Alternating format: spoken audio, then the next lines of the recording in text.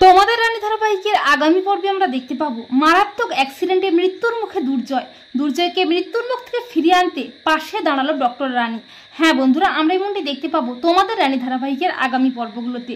দুর্জয় বিদেশ থেকে কলকাতায় ফিরে আসে, আর রানীও MBBS এ টপার হয়ে ডাক্তারি পাশ করে, আর দুনিয়াও 5 বছর পূর্ণ হয়ে যায়। রানী নার্সিংহোমে জুনিয়র ডক্টর হিসেবে জয়েন করে। রানীর ডাক্তারি জীবনের প্রথম দিন, রানী খুব খুশি। অপরদিকে দুর্জয়ের বাড়ি ফেরার আনন্দে বাড়ির সবাই খুব খুশি। এরপর রানীও যায় নার্সিংহোমে প্রথম দিন জুনিয়র ডক্টর হিসেবে জয়েন করার জন্য। আর ঠিক তখনই খবর আসে বিদেশ থেকে বাড়ি ফেরার পথে দুর্জয় সেনগুপ্তের অ্যাক্সিডেন্ট হয়, মারাত্মক কন্ডিশন। খবরটা শুনেই হতভম্ব হয়ে যায় রানী।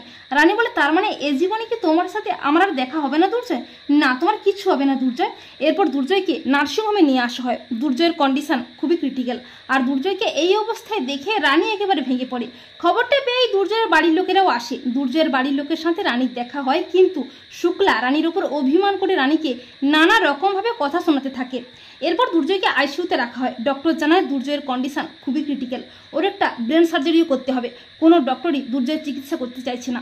ডক্টর বলে যে ওকে হয়তো আমাদের পক্ষে আর বাঁচানো সম্ভব নয়। তখন রানী চিৎকার করে বলে যে না, দুর্জয়ের কিচ্ছু হবে না, ওকে আমি সুস্থ করে তুলবই। রানী বলে যে ডক্টর, আমি ওর ব্রেন অপারেশনটা করব।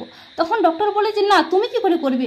তুমি তো এই তো সবেমাত্র ডাক্তারি পাস করেছো, তোমার উপর আমরাই দায়িত্ব দিতে পারবো না। রানী অনেকবার ডক্টরকে অনুরোধ করে, কিন্তু দুর্জয়ের মা দুর্জয়কে রানীর হাতে কোনো মতেই ছাড়তে রাজি হয় না। কিন্তু দুর্জয়ের বাড়ির লোক রানীর উপর ভরসা করে বিশ্বাস করে বলে যে ডক্টর, ও যখন চাইছে তখন ওই দুর্জয়ের অপারেশনটা করুক। শেষ পর্যন্ত ডক্টর ও রানীকে পারমিশনটা দেয় যে অপারেশন করার জন্য। এরপর রানী কেবিনে যায় দুর্জয়ের কাছে, আর রানী যাওয়া মাত্রই দুর্জয় অনেকটা রেসপন্স করে। রানী বলে যে দুর্জয়, তোমার কিচ্ছু হবে না, তোমাকে বাঁচতেই হবে।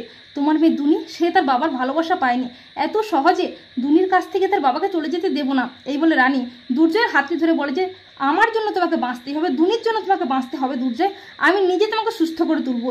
এই বলে রানী নিজে দুর্জয়ের ক্রিটিক্যাল অপারেশনের দায়িত্বটা নেয়।